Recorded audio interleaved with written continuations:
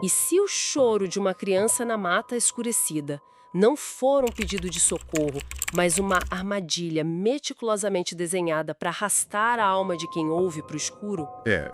Essa é a essência do verdadeiro terror psicológico.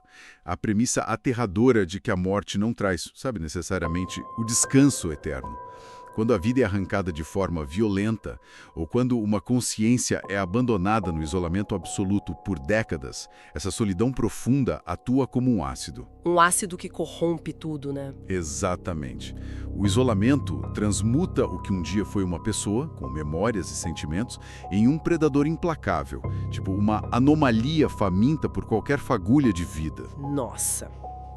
O que nos joga direto no abismo do nosso mergulho de hoje. Além dos relatos e os registros de época, vamos dissecar dois casos reais que operam, exatamente sobre essa lógica predatória. E o mais bizarro é que eles parecem separados por décadas e por realidades completamente distintas.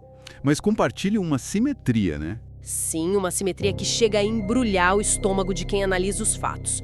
De um lado, temos o relato de João Carlos, ocorrido no interior remoto do Maranhão, lá em 1987. Do outro, os cadernos de anotações de Ricardo, na zona norte do Recife, bem no auge daquele isolamento da pandemia em 2020. E o que torna a análise desses dois cenários algo tão urgente, é observar a mecânica do medo. Porque o horror rural e o horror da metrópole de concreto operam sob as exatas mesmas leis obscuras de causa e efeito. A missão aqui é abrir o motor dessas experiências. Dissecando os métodos. E isso, os métodos tanto psicológicos quanto espirituais que essas entidades usam para aliciar os vivos e, quer dizer, arrastá-los para o seu próprio ciclo de sofrimento. Então, vamos começar descendo para o Maranhão. Ano de 1987, povoado de Bacabal-Mirim. Os relatos descrevem a densa mata maranhense de uma forma muito específica, não é uma trilha de fim de semana, é uma floresta primária. De árvores colossais. Sim, árvores tão imensas que bloqueiam quase totalmente a luz do sol. O chão vive em uma penumbra perpétua. O ar é pesado, asfixiante, carregado daquele cheiro metálico de terra molhada e decomposição de folhas. E é nesse cenário opressivo que um menino de 8 anos, o João Carlos, está passando as férias com a avó Benedita. Ela é uma mulher de raízes profundamente indígenas e portuguesas, neta de um antigo pajé da região. E a presença da avó Benedita nos registros é vital, porque ela personifica a sabedoria ancestral. Aquela que entende que a natureza não é apenas um bioma abrigando onças ou cobras. Ela sabe que existem falhas na realidade ali. Coisas à espreita. Exato. Coisas muito mais antigas e incrivelmente hostis. E a quebra da percepção de segurança ocorre numa tarde abafada, durante algo tão banal quanto a colheita de mandioca. Um som simplesmente rasga o silêncio da mata. Um choro de criança. Pois é, e lendo as transcrições das entrevistas do João Carlos anos depois, é aqui que o cérebro humano começa a entrar em curto-circuito, porque ele frisa com muita clareza que não era um choro orgânico. O som era constante sem nenhuma variação de tom. Não oscilava em nenhum momento. Não perdi o fôlego nunca. Para quem escuta tentar ilustrar isso, imagine uma fita cassete quebrada, tocando o exato mesmo segundo de áudio em um loop infinito. É um alarme sobrenatural sintético, totalmente desprovido de humanidade. A intenção não é pedir ajuda, é enlouquecer quem está ouvindo até forçar uma investigação. Olha, essa imagem da fita cassete em loop explica perfeitamente a armadilha do mimetismo espiritual. Na natureza, predadores usam iscas, né? Pense no peixe-diabo negro, nas profundezas do oceano, usando aquela luzinha brilhante na escuridão total. A luz não é esperança, é a boca do predador. Credo. E o choro de uma criança na mata aciona um instinto humano mais primitivo e difícil de ignorar, que é a necessidade de proteger os mais vulneráveis. Mas confesso que, lendo isso, a minha reação instintiva é completamente oposta.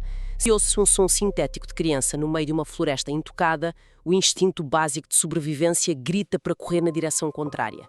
Porque a armadilha funciona. Porque ignorar um chamado desses gera uma dissonância cognitiva torturante.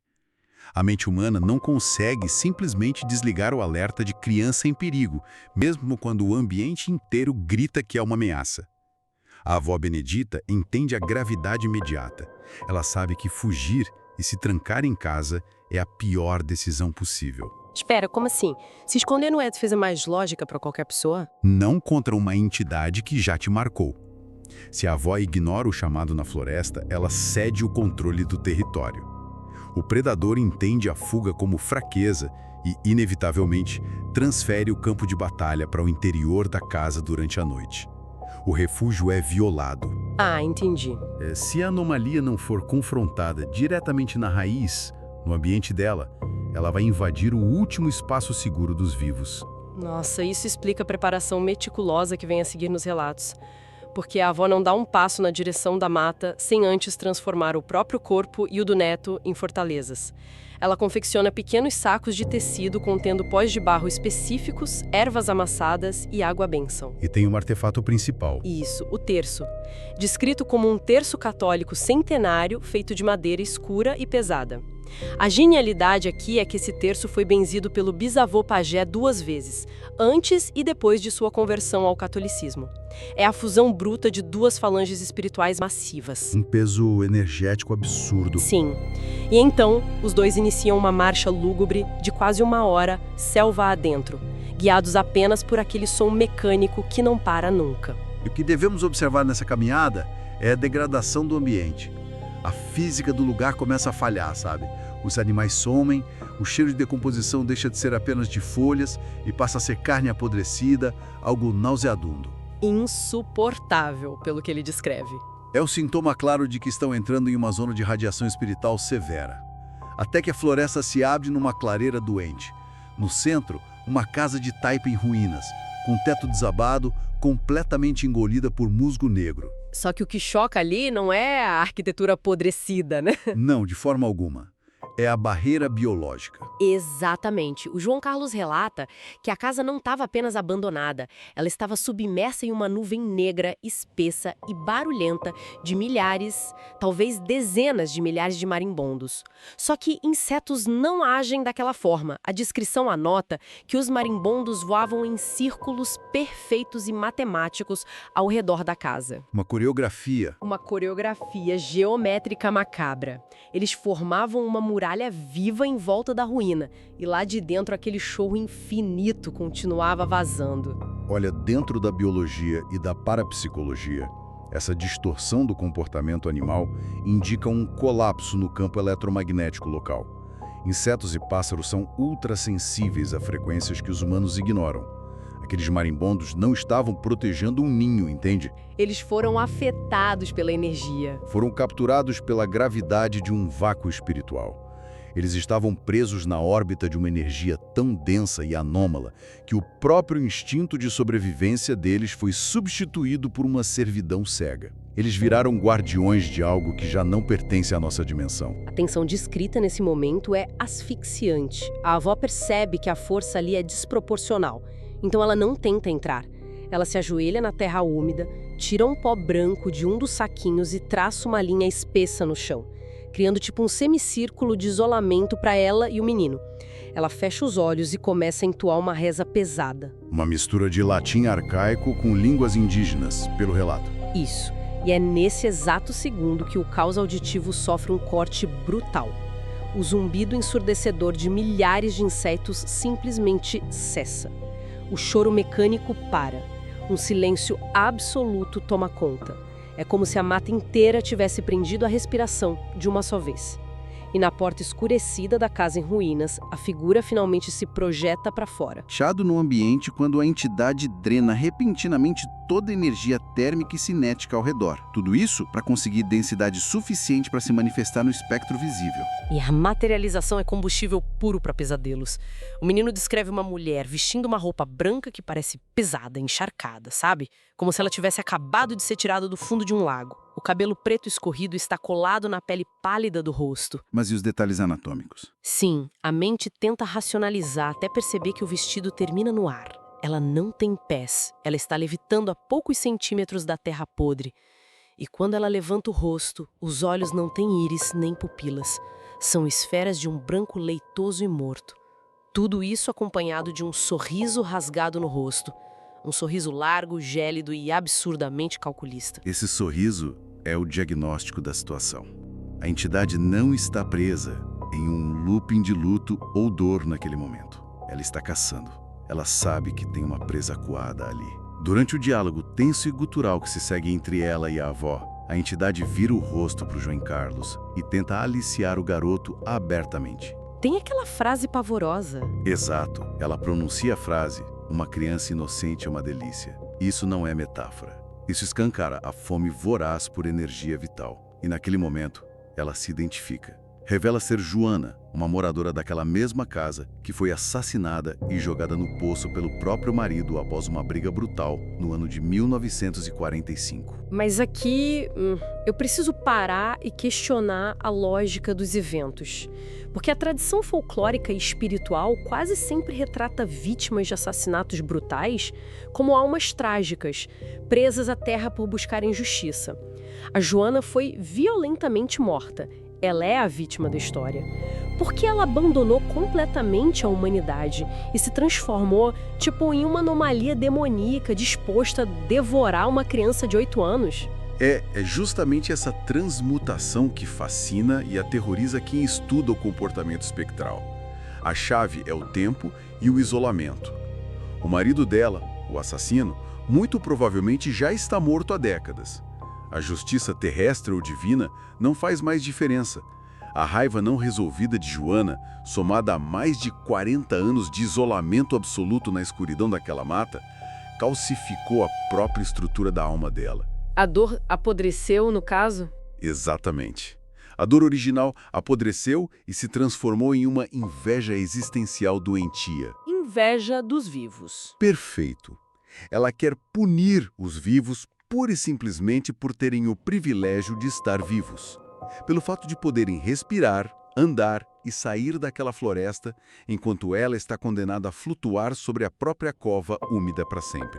O predador sobrenatural nasce exatamente no momento em que a agonia pessoal se transforma em ódio direcionado contra a própria essência da vida. E esse ódio concentrado quase vence a barreira.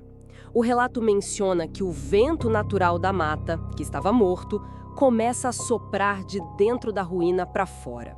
Um vento frio que começa a varrer e apagar a linha de pó branco no chão. A entidade percebe a falha na proteção e o sorriso se alarga. Ela sabe que é questão de segundos para o campo ceder. É o auge do desespero. A avó Benedita, já ofegante, recorre ao seu último recurso. Ela saca um saquinho vermelho contendo um pó intensamente negro. O relatório chama de paricá sagrado. Paricá possui um peso monumental nas tradições xamânicas mais densas. Não é apenas uma fumaça ou um pó alucinógeno. Na física dessas interações espirituais, ele age como um aterramento. Uma entidade como Joana é formada por energia etérea, caótica e desprendida. E o pó aterriça isso. O pó negro, consagrado e ativado pelo cântico correto, atua forçando essa energia solta a interagir com a densidade brutal e pesada da terra física. Ele literalmente puxa o espírito para baixo, esmagando a manifestação sobre o peso do próprio ambiente. O que explica a reação física imediata no relato. A avó arremessa o pó negro no ar, reforçando o limite da barreira, e solta um canto gutural contínuo, algo que vem do fundo do peito. E a reação não parte primeiramente do espírito, parte do bioma. A mata inteira sofre um espasmo. Árvores imensas balançam violentamente sem vento. Pássaros invisíveis começam a gritar na penumbra. É uma imposição de força avassaladora. Tão conectada com o núcleo da Terra que a entidade é fisicamente dobrada. Aquela figura predatória e arrogante começa a murchar. O sorriso se desfaz, as feições endurecem e lágrimas escuras começam a escorrer pelos olhos brancos. Apenas ao ser esmagada por uma autoridade ancestral infinitamente mais velha que o próprio ódio dela, a entidade aceita o recuo. E a ruína desmoronada é finalmente deixada para trás, mergulhando no silêncio da mata novamente. Pois é. O desgaste imposto por quebrar a investida de uma entidade com esse nível de corrupção exige um pedágio biológico e mental absurdo de quem enfrenta. E antes de atravessarmos o tempo e a geografia para analisar como essa mesma mecânica funciona no meio de avenidas asfaltadas, é preciso reconhecer quem tem estômago para absorver isso. Sem dúvida. Tomar a frente de uma anomalia dessas não é para qualquer pessoa. E se há um fascínio por estudar o escuro em vez de simplesmente fechar os olhos e fingir que ele não está lá, inscreva-se no canal Arrepiei para fortalecer. A escuridão deste mundo é densa, opressiva, mas o conhecimento é a única lanterna válida e não precisamos encarar o desconhecido sozinhos. Uma lanterna mais do que necessária, eu diria. Porque existe um mito reconfortante de que o isolamento espiritual, essa fome predatória que acabamos de analisar, depende de florestas antigas e distâncias continentais. Mas a transição para o nosso segundo caso destrói essa ilusão com frieza clínica. Indo direto para o asfalto. Exato. Julho de 2020. O planeta inteiro estava submerso em um tipo diferente de isolamento. O distanciamento brutal de uma pandemia global. A fome sobrenatural provou que se adapta a qualquer ambiente onde a solidão se instale. O que nos leva para a zona norte do Recife. Praça de Água Fria. Um espaço urbano que, por um detalhe macabro do planejamento da cidade, tem como vizinho imediato os muros colossais e centenários do cemitério de Santo Amaro. E aí entra o Ricardo, que é um assistente social. Um trabalho bem pesado na época. Sim, nos relatórios profissionais dele, o trabalho consistia em distribuir cestas básicas para famílias em situação de vulnerabilidade extrema durante os lockdowns. E em uma manhã banal, com sol a pino e trânsito ao fundo, o horror psicológico se infiltra de forma metódica. É ali que ela aparece. Uma menina, que aparenta ter entre 7 e 8 anos, surge perto do muro do cemitério. Ela veste um vestido branco, mas encardido, sabe, amarelado pelo tempo, e fica observando a entrega dos alimentos em silêncio absoluto. A genialidade perversa do terror psicológico aqui é justamente o contraste. O medo não precisa da penumbra para operar. A anomalia acontece à luz do dia, no meio de buzinas e sirenes. E o comportamento dessa entidade urbana é cirúrgico. Ela estuda ele. Sim, o Ricardo, motivado por anos de ofício, pautado na compaixão e no resgate social, quebra a barreira da distância e se aproxima para oferecer alimento à criança isolada. E é no momento da aproximação que a mente humana começa a registrar as falhas da matrix daquela interação. Os detalhes relatados nos cadernos dele são nauseantes. E aqui entra um ponto crítico dos registros que, olha, me causou muita repulsa lendo. Normalmente, a iconografia de espíritos infantis retrata figuras puras, talvez confusas com a própria morte, presas procurando pelos pais. Mas a descrição que o Ricardo faz da menina, que diz se chama Maria, soa incrivelmente plástica, calculista. Por que um espírito infantil passaria uma sensação tão imediata de fraude e ameaça?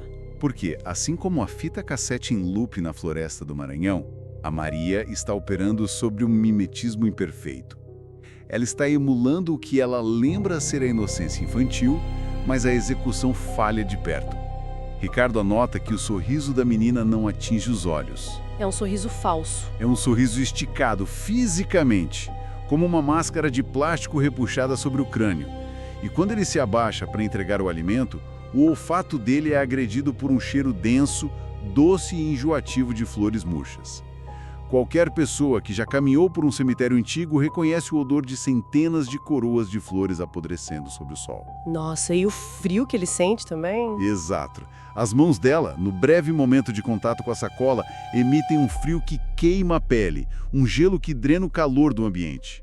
Ela projetou a imagem de fragilidade com um único objetivo: drenar a compaixão humana, que é a energia mais rica que um espírito faminto pode parasitar. Nas conversas breves que ele tinha com ela, há um diálogo específico que quebra totalmente o disfarce. O Ricardo, tentando entender por que ela não entrava no cemitério para ficar com as pessoas que supostamente cuidavam dela, ouve uma resposta que gela a espinha. Uma confissão de poder, eu diria. A menina, sem piscar e mantendo aquele sorriso repuxado, diz: elas não podem sair. As portas delas estão trancadas. Mas eu posso. Eu posso ir onde quiser. Existe um tom de deboche, sabe? De vantagem predatória sobre os outros mortos. E o desmoronamento completo da realidade do Ricardo acontece semanas depois. Revirando arquivos digitais em busca da família dela, ele encontra uma notícia de jornal local com uma foto inconfundível. Maria da Conceição morreu atropelada na mesma avenida, na frente daquele cemitério, em 2019. Ricardo passou quase um mês inteiro entregando comida, conversando e sentindo pena de um fantasma. E o impacto psicológico dessa descoberta é devastador. Porque, ao sentir pena constante e interagir repetidamente, o assistente social forneceu uma ponte. Ele abriu, sem saber, uma via de comunicação direta e um elo energético. Ele virou alvo? Ele se tornou o hospedeiro. A entidade não precisava mais do limite territorial do cemitério para acessá-lo.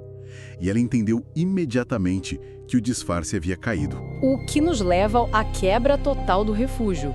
O terror de saber que um predador que não respira sabe exatamente onde você mora. Nos relatórios do Ricardo, o pesadelo ganha uma urgência letal. Numa noite qualquer, longe do bairro de Água Fria, lá pelas 10 da noite, a campainha do apartamento dele toca. Ele olha pelo olho mágico da porta. E a Maria tá lá. No corredor vazio, mal iluminado, lá está a figura de Maria. O vestido está ainda mais encardido, coberto por uma fuligem que não existe no prédio. O sorriso outrora infantil agora está distorcido, escurecido e agressivo. A máscara da menina frágil foi completamente descartada. A invasão do santuário pessoal, quer dizer, o próprio lar da vítima, marca a fase de extração. A entidade já não está pedindo, ela está cobrando a energia que a conexão proporcionou. E a cobrança é um ultimato psicológico com um prazo de 3 dias. Apenas 3 dias? Sim, a promessa não é de morte instantânea. A ameaça é uma erosão da sanidade. A entidade jura transformar cada segundo da vida de Ricardo em um inferno visual e tátil. Ela vai observá-lo em cada canto escuro, sussurrar no ouvido dele durante o sono, sugar a estabilidade mental dele gota a gota, até que o pânico o leve à loucura absoluta. O objetivo final é de uma clareza doentia, né? Ela exige que ele encerre a própria vida. Ela quer forçá-lo a atravessar o véu da morte, para que ela tenha um brinquedo permanente dentro da escuridão do cemitério de Santo Amaro. O afeto distorcido dela evoluiu para uma sentença de morte calculada. A escalada de terror narrada nesses 3 dias é sufocante. Juro, é material clínico de colapso nervoso. O Ricardo relata ver a menina pálida, refletido nos espelhos do supermercado, parada na esquina da rua da mãe dele, sempre com aquele sorriso repuxado. Ninguém mais a vê, apenas ele. E o clímax dessa perseguição urbana implode na madrugada do 3º dia. Quando ele acorda. Sim, ele acorda às 3 da manhã com uma queda brutal de temperatura no quarto. Ele caminha até a sala de estar, o ambiente está lotado. A sala do apartamento dele está completamente preenchida por figuras de crianças mortas. Elas usam roupas apodrecidas de épocas antigas, da década de 30, de 80. Estão todas de mãos dadas, formando uma roda no meio da escuridão, cantando uma cantiga ininteligível, rastejante. O desespero psíquico do Ricardo atinge uma massa crítica ali. E então, ele cede. Lendo os relatórios finais, ele veste um casaco, abre a porta e aceita seguir a figura de Maria pelas ruas desertas da cidade. O que é uma insanidade. O deslocamento noturno pelas ruas de Recife em direção ao Santo Amaro não é um passeio. É uma marcha fúnebre em vida, o que obriga a análise do estado mental da vítima. Eu preciso interromper para destacar a quebra total de limites. Aí, qualquer pessoa no próprio juízo entende que sair de casa às 3h30 da madrugada, guiado por um espírito hostil em direção ao cemitério monumental, é tipo assinar o próprio atestado de óbito. Isso viola cada um dos instintos de preservação que a evolução nos deu. Por que ele cedeu? Porque a tortura psicológica contínua e a privação de sono quebram a resistência estrutural do cérebro. Ricardo não estava caminhando por coragem, mas por pura exaustão psíquica. A entidade o esmagou pelo cansaço. Ele desistiu de lutar. Ele chegou ao ponto onde a mente prefere o abismo ao terror da antecipação. É a rendição. O portão lateral do cemitério estava estranhamente aberto. A neblina lá dentro era tão densa que engolia a luz dos postes. Eles caminharam por entre corredores lúgubres, túmulos sem nome e anjos de pedra corroídos pelo tempo, que irradiavam um frio que parecia penetrar os ossos. Ricardo estava a um passo de ceder a própria vida para tentar aplacar o vazio daquela anomalia. Mas é cercado pelo oceano de lápides antigas que o desfecho toma um rumo que desafia o manual de sobrevivência. O Ricardo para, ele olha para a figura deformada de Maria, que espera o fim dele, e, ao invés de desmoronar em terror e gritar, a reação que brota dele é a compaixão terminal de um homem que lidou com pessoas quebradas a vida inteira. Foi algo completamente inesperado. Totalmente. Ele se ajoelha na névoa, olha nos olhos mortos da entidade e diz em voz baixa que entende, que sabe que a solidão ali é insuportável, que ela só queria ter uma companhia no escuro e que ele sente muito. E é uma resposta que a entidade não sabe processar. O choque de receber empatia genuína, em vez de terror puro, desestabiliza a frequência do espírito. A máscara monstruosa de predadora colapsa de uma vez. O sorriso plástico desaparece, né? Sim, e no lugar da aberração demoníaca, resta apenas a imagem translúcida de uma menina chorando silenciosamente.